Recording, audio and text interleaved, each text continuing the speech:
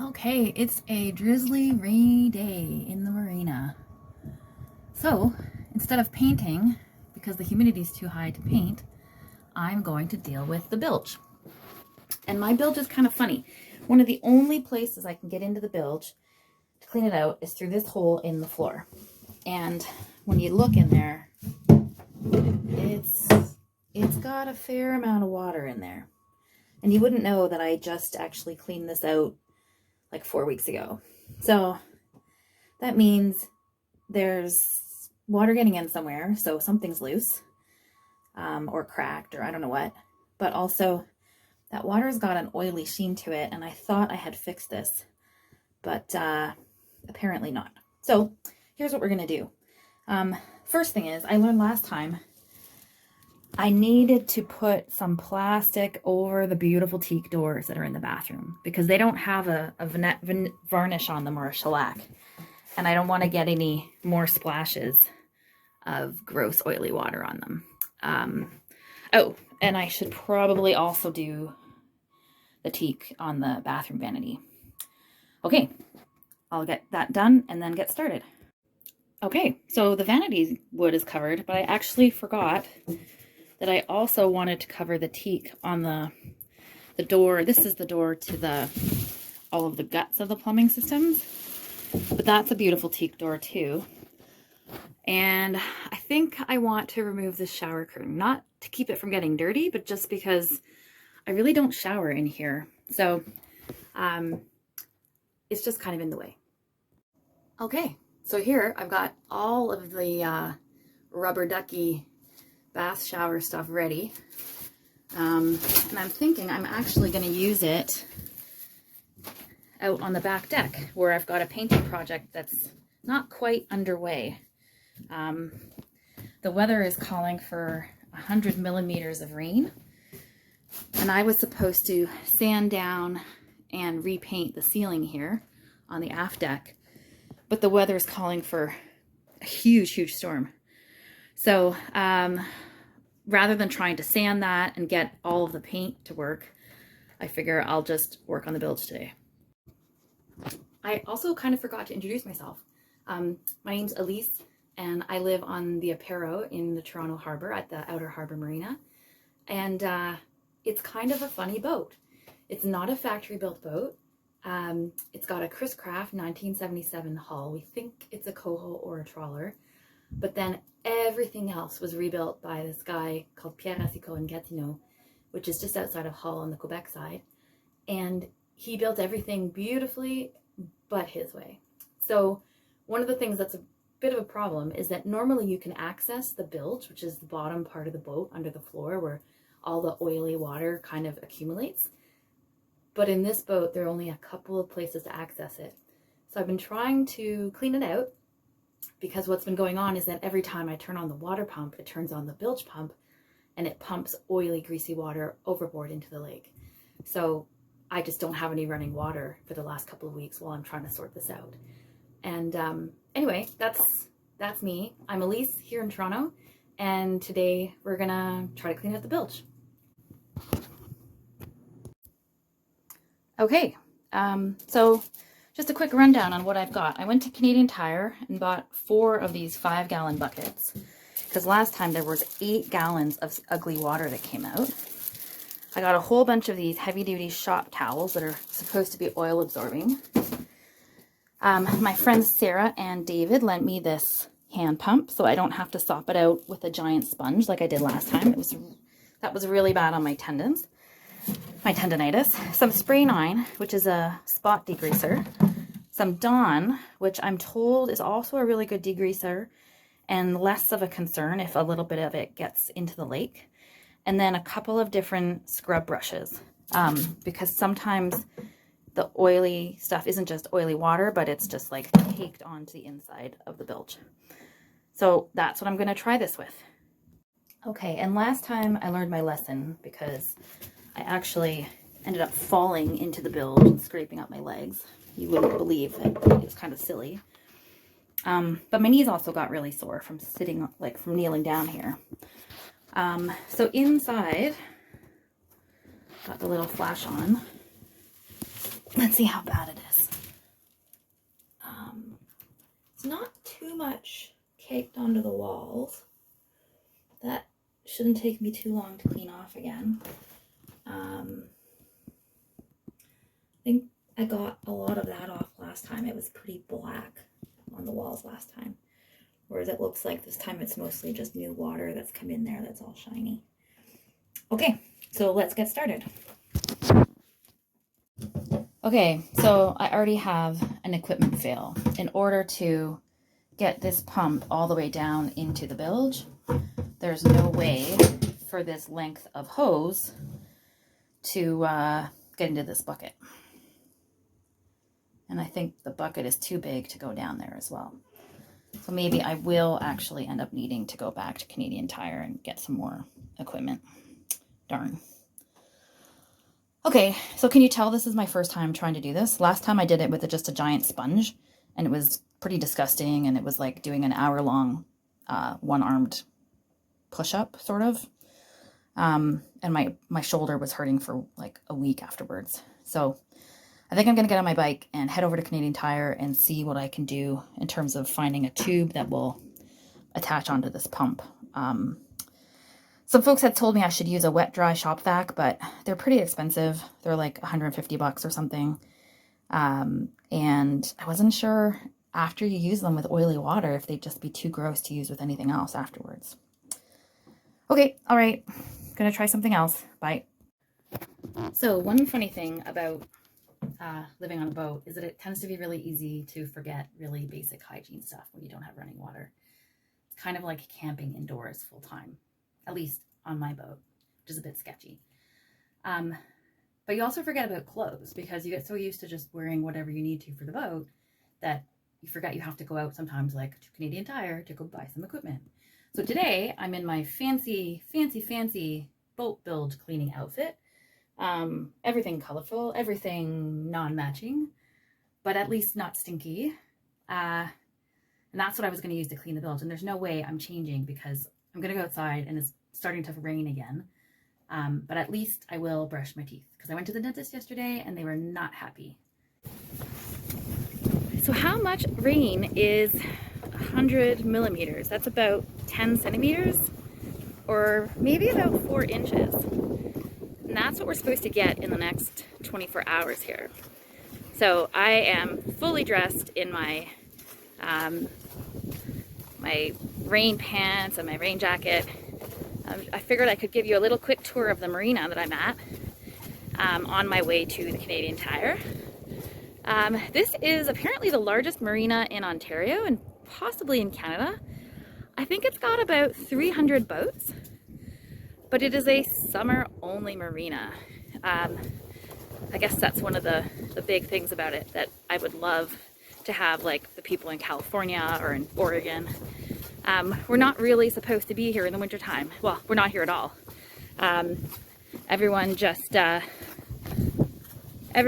to go find a place on land, or there are a few marinas in town and in the area that allow you to live on them year-round.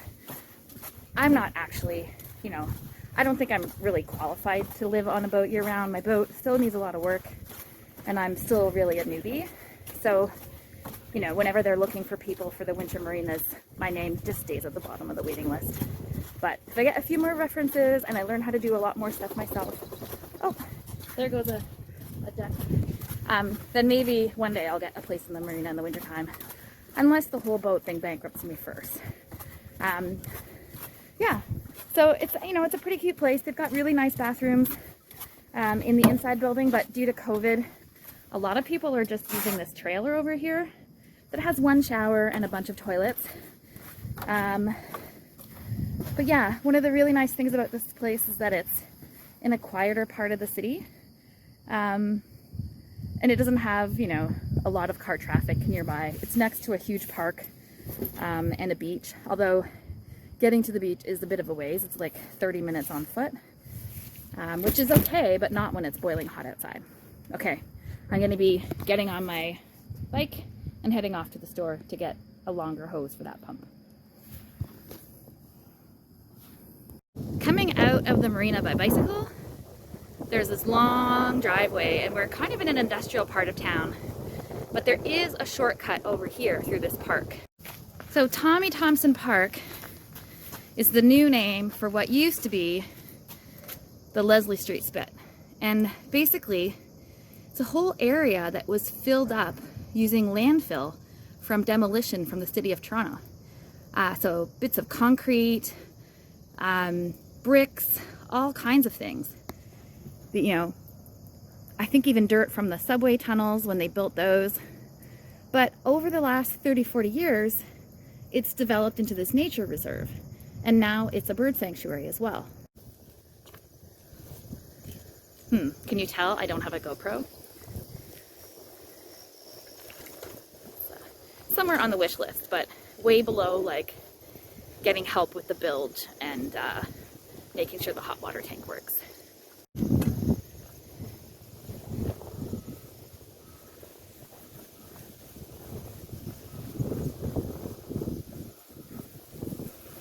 So on hot sunny days, sometimes you'll see garter snakes and other kinds of snakes. One that I saw was like maybe 5 feet long. So I don't know if it was an actual garter snake or something else. But we don't really have anything poisonous down here. There's some Massasauga rattlesnakes, but I don't think that's a thing here. So normally this area is car free, but there's just a car coming up behind me. And that would either be a city worker or it might be somebody from the Aquatic Park Sailing Club, which is a place I'd love to be able to stay.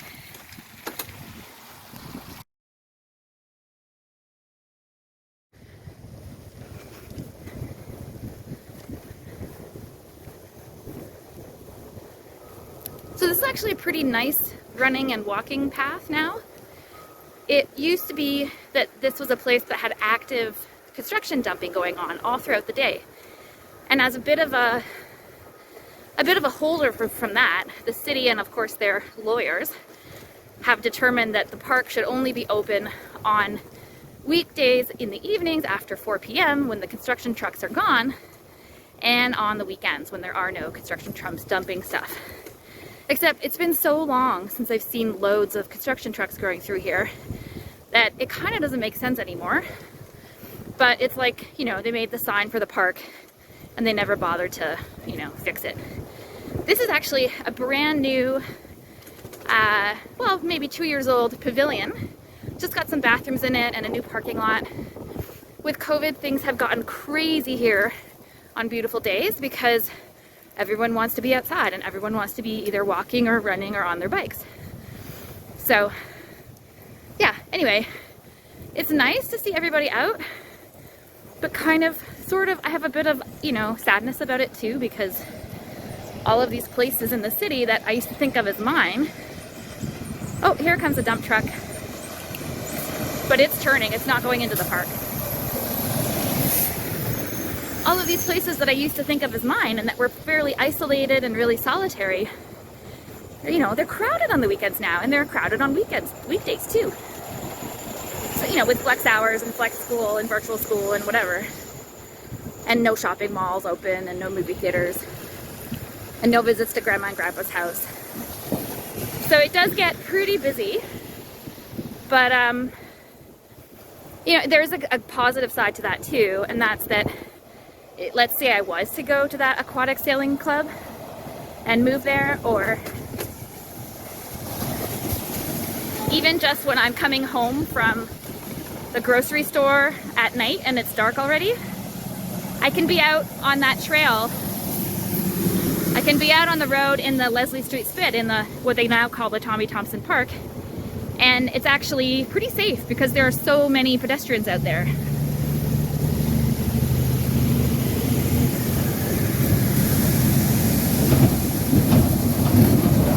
So over here are some concrete plants. Toronto notoriously has a ton of construction, most of which is concrete based for high rises.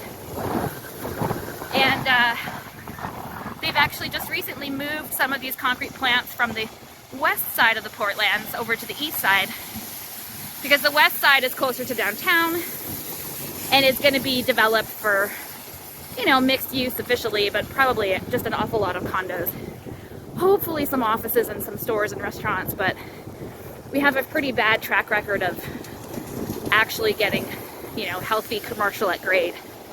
But I'm hopeful that this neighborhood will get that. And over there, you can sort of just start to see the Canadian Tire. So I'm gonna head up to the intersection and cross there because they've actually opened up their pedestrian entrance again now that, you know, COVID is not so strict in terms of restrictions and counting people at one entrance. Over here is the new streetcar barns that were put in a few years ago. And then just past it is the water treatment plant for the bay. And it can be noisy. There's a lot of traffic when the streetcars are going in and out. Not that much. I shouldn't say a lot, but there's more than there used to be. So now there's a dance between the cyclists and the streetcars and the trucks and everything. But it seems to be okay. I haven't heard of anything too bad in terms of close calls. And then on the other side of the streetcar plant is the water treatment plant where they're making some improvements. Historically, you can't swim in this part of Lake Ontario within 3 days after a big storm because the rain sewers and the sewage sewers kind of combine and all flow into the lake and make it really gross. And they did some work in the 90s on that, but they've got some more work to do. So they're building some more underground treatment facilities, or rather holding facilities, until they finish that.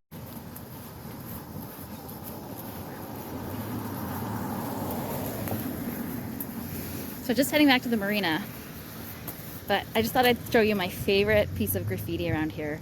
It's kind of like a Banksy piece. It looks adorable. Not sure who did it though. Anyway, I love it. And this is that sign I told you about. So ridiculous. Closed 5:30 a.m. to 4 p.m. And you could see, like, no traffic, not a problem. Just lawyers, I think. And we're just starting to be able to see the city skyline. We've got the old generating plant tower, totally looking like it's a million times taller than the CN Tower, just from the perspective. Anyway, I love it.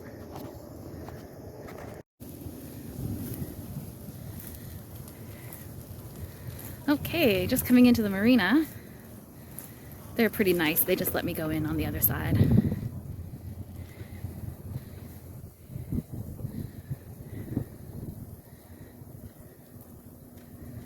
We got all the boats.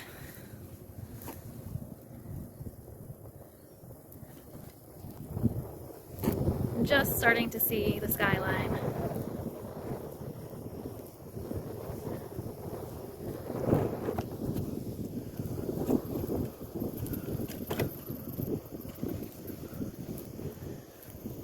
Just over there you've got the catamarans. That's a different sailing club over there, just for the multi-hulls.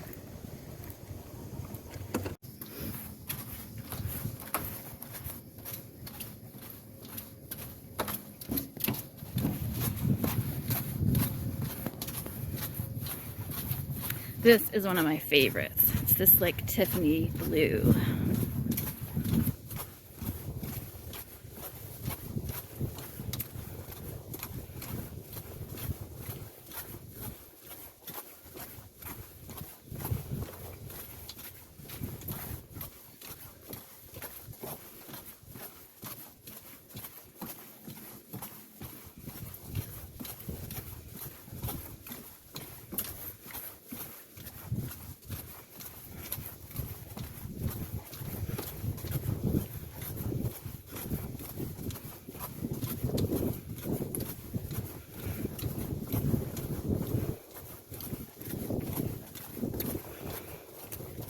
This one's another of my favorites. It's like an 80s sea ray, but it's got a ton of woodwork on the inside. And it's really beautiful. It's not all plastic.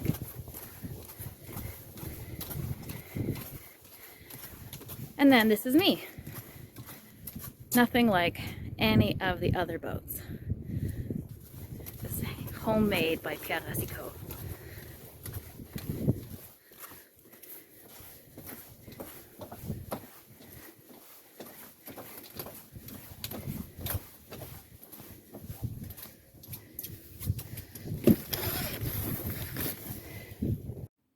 So this is what I picked up at Canadian Tire. I tried to find another hose that would fit into the pump that my friends lent me, but I couldn't find anything except for one that was not quite right and $70.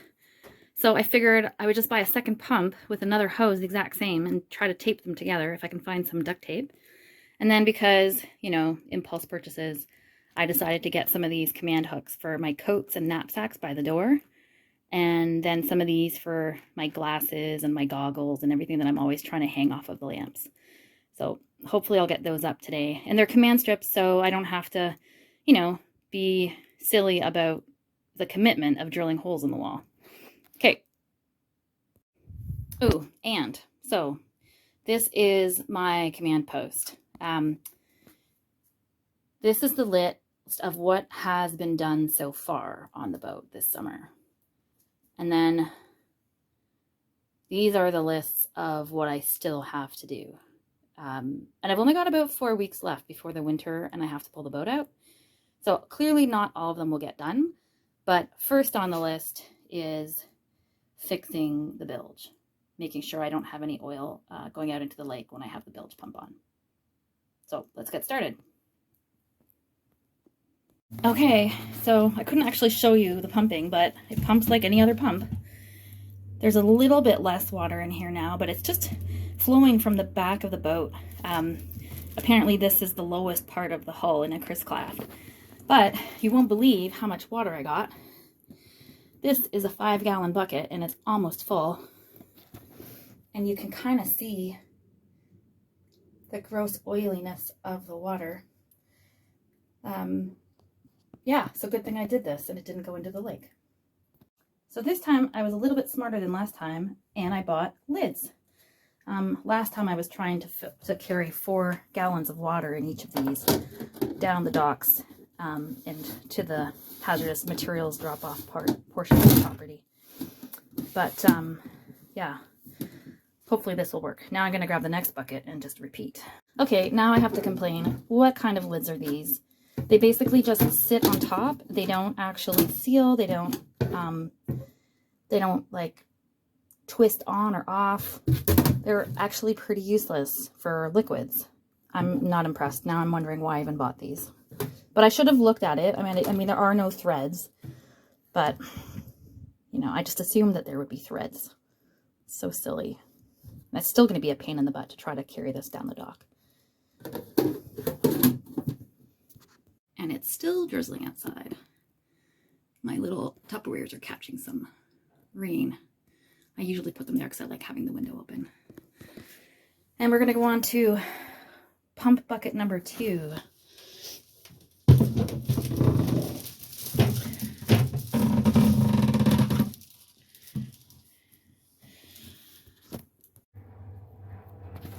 Okay, so there's definitely a lot less water in the bilge now. But it feels like the water got goopier and goopier. This looks substantially worse than the water in the last bucket. So I'm going to take that as meaning that we're making progress. Okay, yeah, so the first bucket of oily water was mostly water. And the second bucket of oily water looks pretty disgustingly oily. That one's, I guess, from the bottom. Not that this looks good, but it's certainly not as bad as that one. Okay, so I just poured some of this sort of Dawn's degreaser into the bilge along with a bucket of water. And I'm going to kind of swish it around in there and try to wash it out. And then pump that water into a separate bucket and start to see what that looks like and how much more disgustingness we get into the bilge after that. Kind of just trial and error because, you know, doing the degreasing and emptying it out 4 weeks ago didn't work. Now I've got to try to figure out what else there is to do. The big thing is, you know, that I only have this one access into the bilge and there's that much boat with no access. And the next access point isn't until I get to the to the engine hatches in the back of the boat. So there's a whole 9 by 12 foot area with no access. So, I mean, theoretically, I could pull the drawers out of these cabinets and cut holes in the floor and try to crawl in there, you know, but that's actually on the outer part of the boat. And I think there are 3 bilges under this floor, like running vertically, sorry, not vertically, running the length of the boat. So I don't even know if cutting holes underneath these covers would actually help. So the part of the job that you just missed is the part where I carry about 8 gallons of oily, gucky water in buckets for about 500 feet or so. Pretty disgusting. Very, very heavy. That makes 44 pounds of gucky water in buckets where the lids are not really on tight. Which I don't understand, because I looked at some of the other people who had Canadian Tire buckets and their lids seem to be on perfectly. So maybe I'm supposed to like hit it with a mallet or a hammer or something, or maybe they only fit when it's warm outside. Anyway, that's done for now, but who knows? Yeah, I mean, I guess the next steps are to watch the bilge and see how much more water comes in. It's back to a lot of water, a lot more than there was just a half an hour ago when I moved the water out. Nowhere near as much as there was this morning, but it certainly is filling up. Okay. And we'll see what quality this water is, if it's full of dish detergent soap or if it's just pure oily guck. Try it again. So I've waited about 20 minutes and now there's actually even more water in the bilge. Not as much as there was this morning, but way more than there was after I last pumped it out. So I'm going to try pumping out again. This is the lowest point of the hull, and that is where it goes to. And I'll see how much is soapy and how much is just oily, and just keep at it. So when that happens, I either take a nap or I do something else, like carry the buckets of oily water back over to the hazmat site. But this time I also picked up some command strip hooks from the Canadian Tire store when I was there, sort of an impulse purchase, because now that gives me something to do when I'm frustrated. I can do something that I know how to do that's really easy, that will also make life better on the boat. So I'm just going to show you what I just finished. Just inside the door to the boat, I've got a hook here that I'm going to put my bath gear on. I'm always forgetting my shampoo or my shaver or my towel or my hairbrush or my soap. So this time I've got all that stuff in a bag ready to go, along with some undies for the next time I'm running to the bathhouse and realize I don't have a towel. And then up here, I decided to put another one just as a coat hook out here in the aft deck. I'm realizing it's going to be pretty cold and rainy for the next month while I'm still living on the boat. So it'll be really nice to be able to hang my wet gear out here and not have it taking up space. Not have it taking up space inside in terms of my stinky, wet stuff indoors, inside the cabin. You know, and the whole concept of indoors is very theoretical at the moment because I still don't actually have a door. I have half of a door, but I've got to order the plexiglass again for this because I ordered it and had it custom cut, and then at about the 4th hour on transit going to go pick it up at the end of the world, I left it on a bus. So I've got to start that all over again. And this time I think I'm just going to pay the extra $30 for the shipping because I'm not prepared to spend another 5 hours on the bus again. That was like bike, bus, subway, bus, walk, and then the reverse. So this time UPS is going to do it. Okay, so I've got quite a bit more in the bucket. and quite a bit less in the Bilge now. And let's see where it's at in half an hour. Still raining outside.